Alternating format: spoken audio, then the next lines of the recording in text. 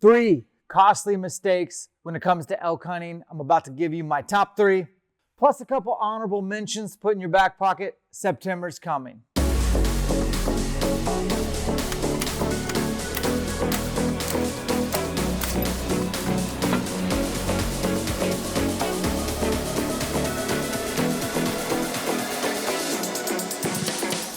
All right, guys, so been elk hunting for 21 years, found out I don't know it all, still learning. That's what I love about elk hunting.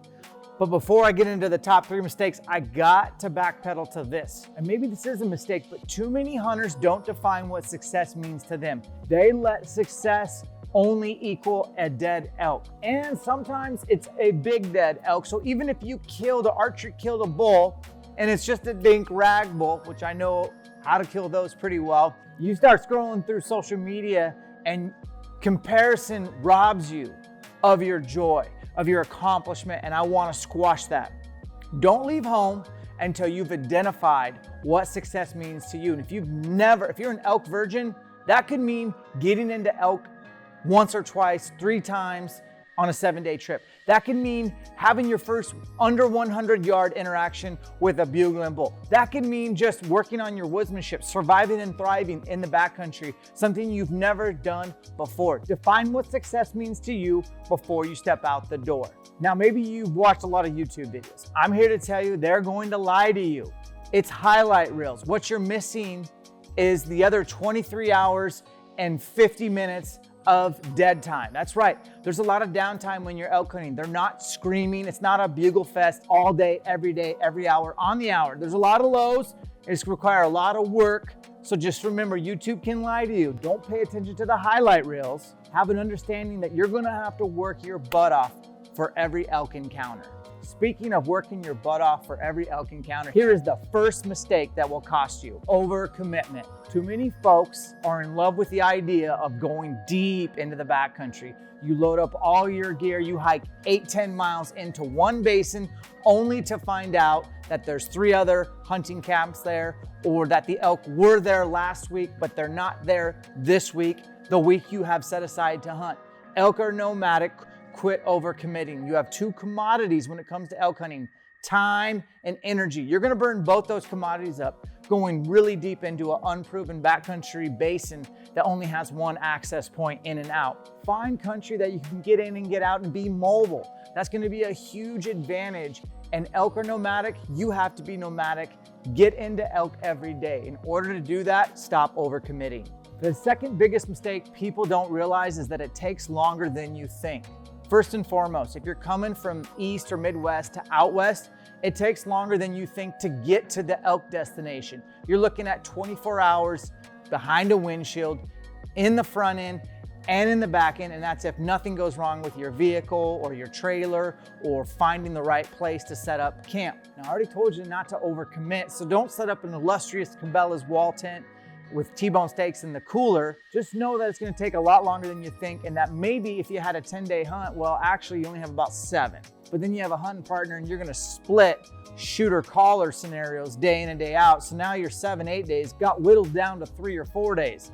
And what if one of you shoots an elk? It's going to take more than a day to get that elk out of there, or worse, you wound an elk. You're going to spend an entire extra day looking for that elk. So guys, September's finite. It takes longer than you think. And especially with elk, they're going to cruise up that mountain to head to their bedroom. And you're going to be like, oh, I'm just going to go up there and follow them.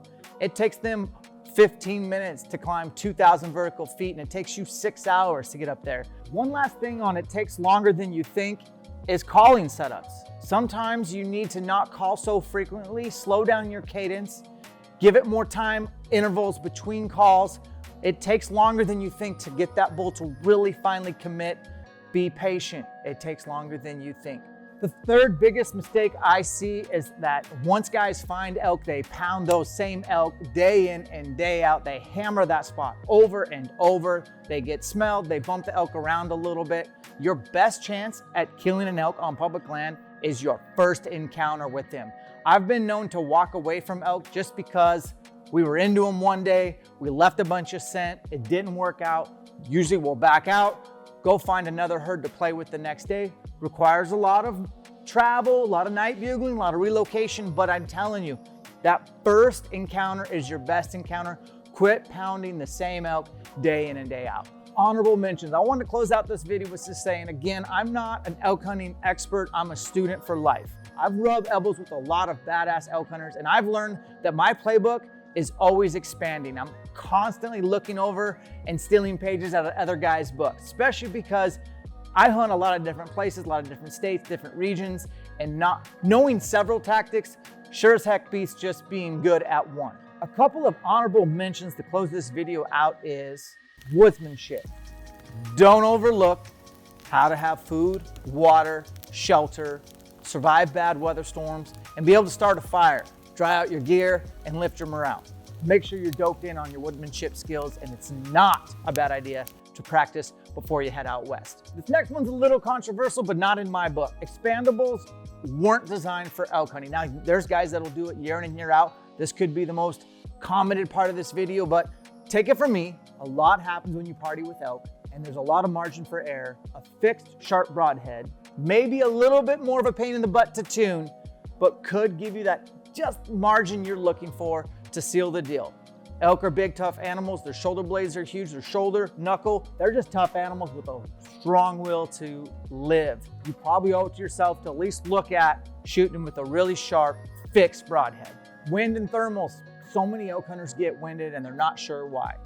Pay attention to obviously the prevailing wind and the nuance in the area of where your elk live. The wind can get sucked. It can be like a washing machine. It can be spinning around, swirling. But generally speaking, thermals, where the wind goes up or down, stays perpendicular to the mountain.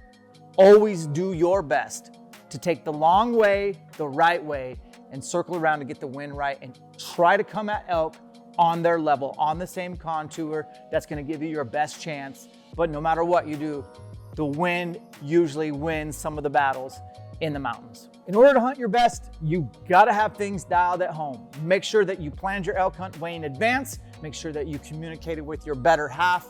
Make sure that you fill their cup up and make several deposits leading up to elk season, because you will be withdrawing in the mountains. And if you wanna be on your A game, everything's gotta be dialed at home. One big thing that I've been working on these last probably 8 years specifically is putting my calls away more and more, especially as public lands get crowded. Every Tom, Dick, and Harry has a bugle tube, and they blow it quite a bit. Maybe back off on the calling and exchange that time for more behind the glass, really dissecting the country, studying the elk's behavior, biology, and knowing when to slip in. I'm not saying don't call, I'm just saying maybe call a little less. Guys, I hope you enjoyed this video. There's a bunch more tips, but those were just enough to get you excited about September. I hope you're as passionate about elk hunting as I am. I wish you nothing but good luck this fall. Separations in the preparation. We'll catch you on the next one.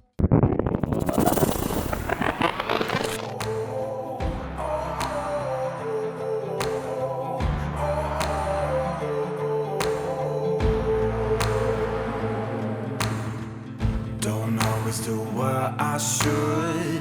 I'd be better if I thought I could. I'm a sucker for adrenaline. Every villain is. Everybody trying to change my ways, but I live just to see you break. I'm a sucker for adrenaline. Every villain is. You take the high road, I'll take the low.